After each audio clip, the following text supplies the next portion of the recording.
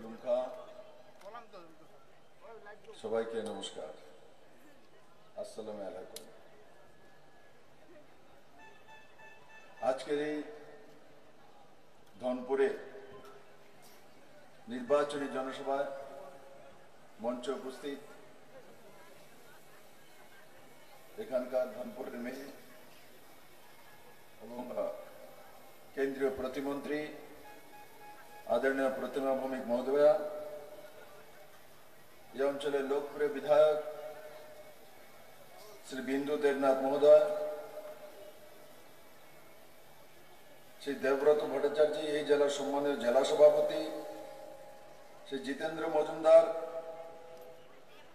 विधायक काकरामन, श्री पद्मलोचन त्रिपुरा एमडीसी, श्री ओमियो दयाल नवातिया, এই অঞ্চলের টিপরা মাথার অন্যতম নেতা Shri David Mura Singh, south zonal chairman Tripura Motha, और এখানে উপস্থিত ভারতীয় জনতা পার্টির সমস্ত নেতৃত্ব, আমার পৃষ্ঠা প্রমুখ থেকে ভারতীয় জনতা পার্টি আইপিএফটি ত্রিপুরা মাথার সমস্ত কার্যকর্তা ভাই বোনেরা, অত্র অঞ্চলের সুধী নাগরিক বৃন্দ, মিডিয়ার বন্ধুরা, আমার সামনে আপনারা বসে আছেন, হাতে পাখা নাড়তে হচ্ছে, কারণ কি সূর্য দেবতার দাবদাহ এই গরমের মধ্যে এসছেন আপনারা। তার জন্য আমি আপনাদের প্রতি কৃতজ্ঞ, কিন্তু প্রকৃতির সঙ্গে তো লড়াই করা যায় না, তার জন্য আমাদেরকে প্রকৃতিকে মেনেই চলতে হয়। বন্ধুরা, এবার ভারতীয় জনতা পার্টি আমাকে পশ্চিম ত্রিপুরা অঞ্চলে প্রার্থী করেছে। আমি 4 বছর 2 মাস মুখ্যমন্ত্রী হিসেবে কাজ করার সুযোগ পেয়েছিলাম ত্রিপুরাতে।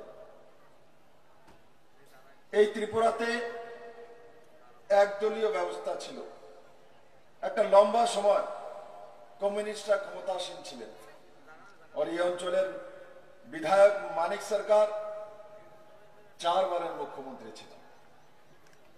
আর ওই সময় আমরা শুনতাম 2015, 16, 17-তে যে ত্রিপুরাতে স্বর্ণযুগ এনে দিয়েছেন মানিক সরকার, ও পুরো দেশব্যাপী যে ত্রিপুরাতে স্বর্ণযুগ চলে এসছে।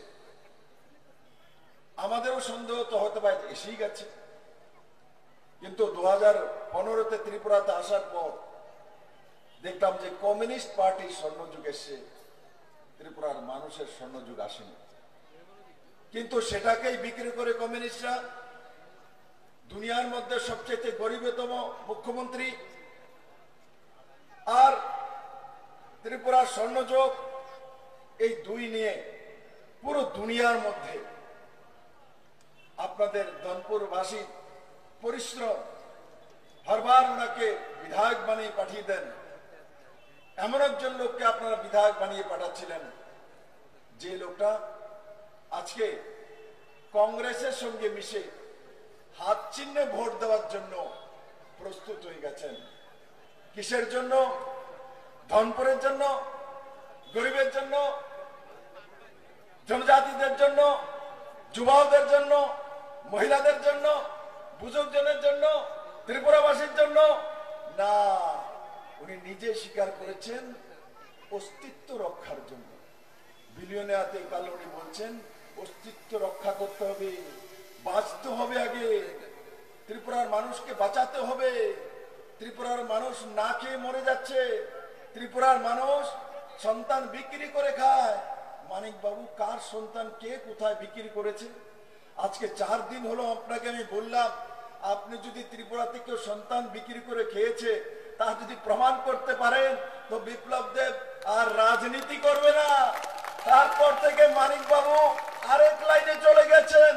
কালকে বিলুনিয়াতে বলছেন প্রধানমন্ত্রী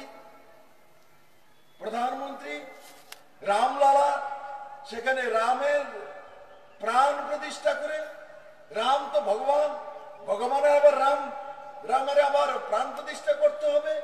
আরে মানিক বাবু, আপনি ভারতীয় সংস্কার জানেন না, সংস্কৃতি জানেন না, কি বলেন আগ্রম বাগ্রম, বিমৃতি ধরেছে আপনাকে।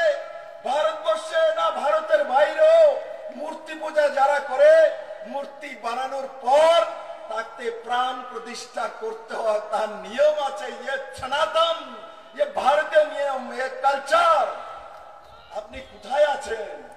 এখনো চীন থেকে বেরোতে পারেননি। এখন আপনি এসে গেছেন সংবিধান বাঁচানোর জন্য, দেশ রক্ষার জন্য।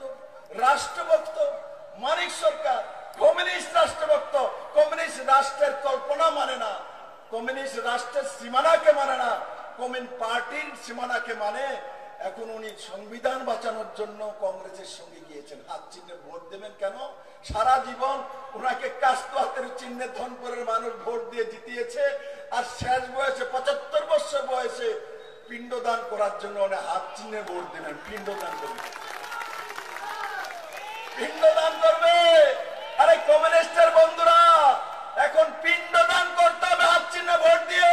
এই ত্রিপুরা রাজ্যের মধ্যে কংগ্রেস আর সিপিএম নামধারী করে পুরো ত্রিপুরার মধ্যে কত মহিলার বলাৎকার করেছেন, আশির দাঙ্গা করেছেন। বিচ্ছিন্ন মনুতে 12 জন সিদাম পাল সহ কংগ্রেসীরা ঝুট আমলে নৃশংসভাবে হত্যা করেছে, আর সিদাম পালের গলা কেটে মাথা দিয়ে ফুটবল খেলেছে। যারা ফুটবল খেলেছে তাদেরকে এবার মানিক বাবু, জিতেন বাবু ভোট দেবে। আর জিতেন বাবুর কথা তো বলেই লাভ নেই। জিতেন বাবু 20টা এসটি সিট আছে, একটার মধ্যে দাঁড়ানোর মতো হিম্মত নেই। এখানে ডেভিড মোরা সিং আছে, দেখো ডেভিড, হিম্মত নেই, দাঁড়ানোর মতো হিম্মত নেই। নোয়াতি আছে আমার এখানে, অমিয় পদ্মলোচন ত্রিপুরা আছে, জনজাতি, তারা ত্রিপুরা মাথা বিজেপিতে দাঁড়ানোর হিম্মত আছে। কিন্তু সিপিএম এর নেতা এ রাজ্যের জিতেন চৌধুরী এসটি সিটের হিম্মত নেই, তার জন্য জেনারেল সিট সাবরুমে যে ইলেকশন লড়ে বলে আমি মুখ্যমন্ত্রী হব জেনারেল সিট দিয়ে। আচ্ছা, আপনি টিপ্রাসা না, আপনি এসটি সিটে কেন দাঁড়াবেন না? টিপ্রাসাও না উনি, কমিউনিস্টও না উনি। উনি কোন জাতের, কোন পদার্থের, কি জিনিস? তিনি একটাই জিনিস, তিনি ত্রিপুরার মুখ্যমন্ত্রী হতে চান। কিন্তু উনি আদা কেলেঙ্কারি করার কারণে মানিক সরকার তৎকালীন মুখ্যমন্ত্রী ওনাকে এমপি বানিয়ে বিদায় করেছিলেন দিল্লিতে, ওনাকে পাঠাননি, এখান থেকে বিদায় করেছেন। তখন থেকে উনি বসে আছেন, আমি কবে ফাঁক পাবো আর মুখ্যমন্ত্রী হব। তখন গিয়ে বুবাগ্রাকে ধরেছেন 2023 ইলেকশনে, আন্ডারগ্রাউন্ডে সম্পর্ক করেছেন। বুবাগ্রা, আমি সাবরুম থেকে দাঁড়াই জেনারেল সিটে, আর আমাকে মুখ্যমন্ত্রী বানাও। বুবাগ্রা বলেছে, আশীর্বাদ দিয়ে দিয়েছে, দাও যাও। প্রদ্যুৎ কিশোর মানিককে প্রার্থী দেয়নি, তার বলে উনি জিতে চলে এসছেন। ফাঁক দিয়ে উনি জিতেছেন। সেখানে যদি প্রদ্যুৎ কিশোর মানিককে প্রার্থী দিত, ওনার জামানত জব্দ হয়ে যেত। সেখান থেকে শঙ্কর রায় জিতে আসতো মেরে মিত্র। আর সেখান থেকে 2023 নির্বাচন আমরা বলেছি, অমিত বাসা দেশের গৃহমন্ত্রী সাবরুমে ভাষণ দিয়ে বলেছে যে কংগ্রেস সিপিএম এর সঙ্গে ত্রিপুরা মাথার আন্ডারগ্রাউন্ড আতাত আছে। তখন জিতেন চৌধুরী, মানিক সরকাররা বলেছেন না না না, আমরা সাম্প্রদায়িক পার্টির সঙ্গে আতাত করি না। এখন জিতেন চৌধুরী এবং মানিক সরকার বলেন বুবাগ্রা আমাদের সঙ্গে বেইমানি করেছে। কিসের বেইমানি? আপনাদের সঙ্গে তো সম্পর্কই নাই, আপনি তো প্রদ্যুৎ কিশোর মানিক করে চেনেনই না, দেখছেন না। বেইমানি কেমনে করে? বেইমান প্রদ্যুৎ কিশোর মানিক না, বেইমান এই কংগ্রেসের নেতৃত্ব, বেইমান মানিক সরকার, বেইমান জিতেন চৌধুরী, যারা এই ত্রিপুরার মানুষ যাদেরকে 25 বছর টানা সরকার দিয়েছে, 20 বছরের ক্রমাগত মুখ্যমন্ত্রী মানিক সরকারকে বানিয়েছে। আমি মুখ্যমন্ত্রী হওয়ার পর, প্রতিমা ভৌমিক বলার পর, এখানে ঘোষপাড়ার রাস্তা 1971 থেকে হয় না। মানিক বাবু ত্রিপুরা রাজ্যের মুখ্যমন্ত্রী, 20 বছর লাগাতার আপনি ঘোষপাড়ার রাস্তা পর্যন্ত করতে পারলেন না। আপনি ধনপুরে গ্রামের মধ্যে, একটা গ্রামের মধ্যে আমি চিফ সেক্রেটারিকে নিয়ে গেছিলাম, সেই গ্রামের রাস্তা পর্যন্ত করে দিতে পারলেন না। সেই জনজাতি গ্রামের মধ্যে লাইট পর্যন্ত পৌঁছে দিতে পারলেন না। মানিক বাবু 25টা বছর কি করেছেন? কোথায় ছিলেন? কোন কামটা করেছেন? বলুন না একটা কাম। কেন আবল তাবল বলছেন পাগলের মতো? বলুন আপনি 20 বছরে কি করেছেন? ত্রিপুরার জনজাতিদের জন্য কি করেছেন? ত্রিপুরার জাতির জন্য কি করেছেন?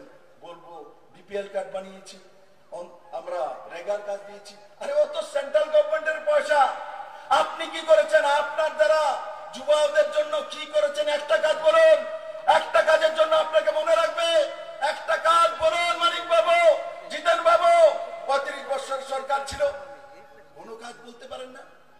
আমরা 6 বছরের সরকার হয়েছে। যদি বিপ্লব দেবকে জিজ্ঞাসা করে যে মহিলাদের জন্য বিপ্লব দেব তুমি কি করেছো, আমি বলতে পারবো মাননীয় প্রধানমন্ত্রী নরেন্দ্র ভাইয়ের আশীর্বাদে 33% সরকারি চাকরির মধ্যে রিজার্ভেশনের ব্যবস্থা ভারতীয় জনতা পার্টি সরকার করেছে, যেটা ইতিহাস হয়ে গেছে মেরে মিত্র। বিপ্লব দেবকে যদি জিজ্ঞাসা করে তো বলতে পারবো ত্রিপুরাতে টিএসআর এর মধ্যে মহিলা নেওয়া হতো না।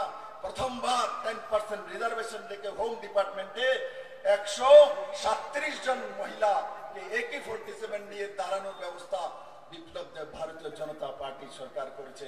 বিপ্লব দেবকে যদি জিজ্ঞাসা করে জনজাতির জন্য কি করেছো, প্রো রিয়াং শরণার্থীদেরকে 23 বছর যাবত যারা যাযাবর ছিল নিজের দেশের মধ্যে, তাদেরকে স্থায়ীভাবে থাকার ব্যবস্থা ভারতীয় জনতা পার্টি নরেন্দ্র মোদী 600 কোটি টাকা দিয়ে করেছে। বিপ্লব দেব যদি জিজ্ঞাসা করে তাহলে 1300 কোটি টাকার প্যাকেজ দিয়ে এডিসিতে ভারতীয় জনতা পার্টি সরকার জনজাতিদের জীবনমান উন্নয়নের ব্যবস্থা করেছে। বিপ্লব দেব যদি জিজ্ঞাসা করে কৃষকদের জন্য মিনিমাম সাপোর্ট প্রাইস, এই প্রথম নর্থ ইস্টের কোন রাজ্য, ত্রিপুরা রাজ্যের মধ্যে মিনিমাম সাপোর্ট প্রাইস ভারতীয় জনতা পার্টি সরকার নরেন্দ্র মোদীর নেতৃত্বে ত্রিপুরাতে এনেছে, যার কারণে কৃষকরা 10 টাকা, 12 টাকা, 13 টাকা করে ধানের কিলো বিক্রি করত। আজ ত্রিপুরাতে 22 টাকা করে ধানের কিলো বিক্রি করে, সেটা ভারতীয় জনতা পার্টি সরকার করেছে। বিপ্লব দেবকে যদি জিজ্ঞাসা করে যে এই রাতে 33টা পেনশন কমিউনিস্টরা বড়াই করে বলতো আমরা 33টা পেনশন দেই, টাকা কত দিতে? 300, 500, 700। আমরা ভারতীয় জনতা পার্টি সরকার আসার পর আমরা সমস্ত পেনশন গুলিকে এক নাগারে 1000 থেকে 2000 টাকা পর্যন্ত করেছি ভারতীয় জনতা পার্টি সরকার। তাহলে ছাত্রদের জন্য যদি বলে এনসিইআরটি সিলেবাস ভারতীয় জনতা পার্টি সরকার লাগু করেছে। বিদ্যাজ্যোতির 125টি স্কুল সিবিএসই সরকারি স্কুল ভারতীয় জনতা পার্টি লাগু করেছে মেরে মিত্র। তাহলে যদি বলে ছাত্রদের জন্য কি করেছো, বিজেপি করেছে। মহিলাদের জন্য কি করেছো, বিজেপি করেছে। জনজাতির জন্য কি করেছো, বিজেপি করেছে। বুজুর্গদের জন্য কি করেছো, বিজেপি করেছে। কিন্তু যদি কমিউনিস্ট সরকারকে জিজ্ঞাসা করি আপনারা কি করেছেন, তার একটাই জবাব, কাস্তো হাতিরি বানিয়েছি, পার্টি অফিস বানিয়েছি, ফ্ল্যাগ ডান্ডা বানিয়েছি, মানবকে লাল চক্ষু দেখিয়েছি, মানুষকে মারধর করেছি, মহিলা নির্যাতন করেছি, যুবাওদের বেবকুফ বানিয়েছি, ডিওএফ বানিয়ে চাঁদা তুলেছি, মহিলা সমিতি, নারী সমিতি বানিয়ে লাইন ধরিয়ে মিছিল করিয়েছি, খ্যাত মজুরের নামে কৃষকদেরকে শোষণ করেছি। তারপর যদি যদি কোনো কার্যক্রম, আজকে ধনপুরে এই কার্যক্রম হচ্ছে, কমিউনিস্ট যদি এই কার্যক্রম করতো আর মানিক সরকার যদি আসতেন, ধনপুরে মানুষ 10 দিন যাবত চাঁদা ব্যস্ত হয়ে যেতেন, বাড়ি বাড়ি চাঁদা তুলতো। কালকে মানিক সরকার আসবে, চাঁদা দেন, মরিচ দেন, চাল দেন, চিনি দেন, পুরা ধনপুরকে নাঙ্গা করে তুলতো এরা মেরে মিত্র। আর ত্রিপুরার মানুষ সেই চাঁদাবাজি থেকে মুক্তি পেয়েছে। তাই বন্ধুরা, আজকে এই কংগ্রেস এবং সিপিএম এর যে অবৈধ জোট, সে জোট সংবিধান বাঁচানোর জন্য, কমিউনিস্ট সংবিধান, কমিউনিস্ট রাষ্ট্র। আর আমি মুখ্যমন্ত্রী হওয়ার পর মানিক সরকারকে জিজ্ঞাসা করেন, মুখ্যমন্ত্রী হওয়ার পর যেই চেয়ারে উনি বসতেন, ওই চেয়ারে আমি যখন বসেছি, ওই রুমের মধ্যে ভারতের জাতীয় পতাকা ছিল না। মানিক বাবু সংবিধানের কথা বলেন, লজ্জা হয় না? বিপ্লব দেব তো জানে আপনার কুকীর্তি। আপনি যখন মুখ্যমন্ত্রী ছিলেন, ভারতবর্ষের কোন মুখ্যমন্ত্রী নেই যে যার রুমের মধ্যে ভারতের জাতীয় পতাকা থাকে না। এমন কোন ডিএম নেই, এমন কোন মন্ত্রী নেই যার রুমের মধ্যে জাতীয় পতাকা, ন্যাশনাল ফ্ল্যাগ থাকে না। উনি 20 বছরের মুখ্যমন্ত্রী, ওনার রুমে একটা জাতীয় পতাকা ছিল না। সে দেশকে সম্মান করে না, দেশের জাতীয় পতাকাকে সম্মান করে না। তার রুমের মধ্যে অশোক স্তম্ভ ছিল না, তার মানে ভারতের যে চিহ্ন সেটা উনি মানে না। বিপ্লব দেব আসার আগে 2018-তে আমরা সরকার করার আগে কমিউনিস্ট পার্টির ধনপুরের কোন কার্যালয় হোক, সোনামুড়ার কোন কার্যালয় হোক, তৈবান্দালের কোন কার্যালয় হোক, মেলাল মাঠের কার্যালয় হোক, এদের কোন কার্যালয় কোনদিনও 15 আগস্ট, 26 জানুয়ারি, 23 জানুয়ারিতে ন্যাশনাল ফ্ল্যাগ এরা উঠাতো না। এরা গান্ধী জয়ন্তী বানাতো না, এরা বিবেকানন্দ জয়ন্তী বানাতো না, এরা সর্দার বল্লভভাই প্যাটেলের জয়ন্তী মানাতো না, এরা সংবিধান শিখাবে মানিক বাবু শেষ বয়সে 75 বছর বিপ্লব দেবকে সংবিধান, ভারতীয় জনতা পার্টিকে। লজ্জা হয় না মানিক বাবু? এই কথাগুলো বলেন। বলুন ত্রিপুরার মানুষকে কেন জাতীয় পতাকা আপনি রুমের মধ্যে রাখেননি? বলুন ত্রিপুরাবাসীকে কেন অশোক স্তম্ভ রাখেননি? কেন আপনারা সংবিধান মানেন না? বি.আর. আম্বেদকরকে আপনারা অপমান করতেন, আপনারা ভারতের সংবিধানের বিরোধ করতেন। এখন বলছেন সংবিধান বাঁচানোর জন্য উনি কংগ্রেসের সঙ্গে গিয়েছেন। আচ্ছা বুঝলাম, আপনি সংবিধান বাঁচানোর জন্য কংগ্রেসের সঙ্গে গিয়েছেন, হাত চিহ্নে ভোট দেবেন। সংবিধান কি বলে? কেরালাতে এক সংবিধান, ত্রিপুরাতে আরেক সংবিধান। কেরালা ভারতবর্ষের মধ্যে নয়, ভারতবর্ষের বাইরে। কেরালার মধ্যে রাহুল গান্ধীর বিরুদ্ধে কমিউনিস্টের প্রার্থী, ওখানে কোন সংবিধান লাগু করেছেন? প্রকাশ করেছেন সংবিধান, সীতারাম ইয়েচুরির সংবিধান, আর এখানে জিতেন চৌধুরীর সংবিধান। আরে সংবিধানের জানেন কে মানিক বাবু? বসন্তবাজি আপনার সারা ত্রিপুরা রাজ্যে আপনি 25 বছর রাজত্ব করেছেন, আপনারা 35 বছর মানুষকে কি দিয়েছেন? মানুষকে দাঙ্গা দিয়েছেন, আশিক দাঙ্গা আপনাদের। কংগ্রেস এবং সিপিএম এর জন্যই এনএলএফটি আইপিএফটি তৈরি হয়েছে। জনজাতিকে বেবুকুফ বানিয়েছেন, AK-47 হাতে তুলে দিয়েছেন, চাউল হাতে দেননি, টাকা হাতে দেননি, রোজগার হাতে দেননি, আপনারা অস্ত্র তুলে দিয়েছিলেন। এটিটিএফ কে তৈরি করেছে ত্রিপুরার মানুষ জানে, এনএলএফটি কে তৈরি করেছে ত্রিপুরার মানুষ জানে।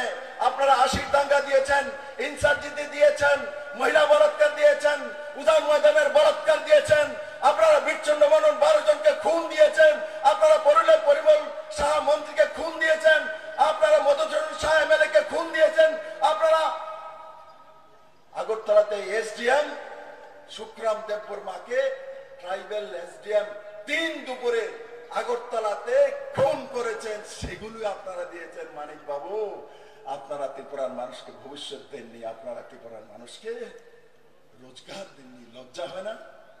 শেষ বয়সে হাত চিহ্নিত ভোট দিতে যাচ্ছেন।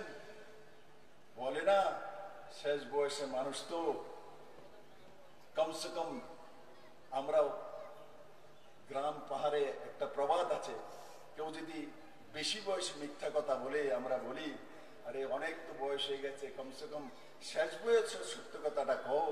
আমি মানিক বাবুকে বলি, আরে শেষ বয়সে ত্রিপুরার মানুষকে একটা সত্য কথা বলেন যে সারা জীবন ত্রিপুরার মানুষকে আপনারা শোষণ করেছেন, জনজাতিকে বরবাদ করেছেন। এবার বলে প্রায়শ্চিত্ত করুন।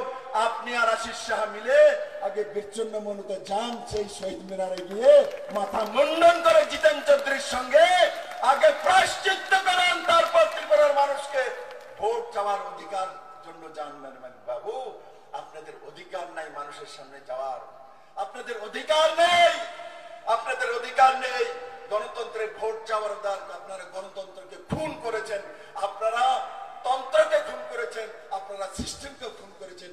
তাই আমার ধনপুরবাসী জাতি জনজাতির কাছে একটা নিবেদন, মানবে আমার কথা? মানবে? 100% ভোট লাগবে, 100% ভোট লাগবে, 100% ভোট লাগবে। তার জন্য আমি দম করে এসেছি ত্রিপুরাবাসী এবারে ইলেকশনের রেকর্ড করে 100% ভোট করে সব ভোট পদ্মবল চিহ্নে দিয়ে নরেন্দ্র ভাই মোদীকে ত্রিপুরা থেকে 2-2টি পদ্মবল দিয়ে ত্রিপুরাবাসী প্রমাণ করে দেবে নরেন্দ্র ভাই মোদী আপনি যখন 2018-তে 7 দিয়ে ত্রিপুরাতে ঐতিহাসিক পরিবর্তন করেছেন, এবার 2024-এও ত্রিপুরাবাসী আপনাকে 2-2টা পদ্মফুল রেকর্ড ভোট করে 100% ভোট করে আপনার কাছে পাঠিয়ে ত্রিপুরাবাসী আপনার যে প্রতিদান তার উত্তর দেবে।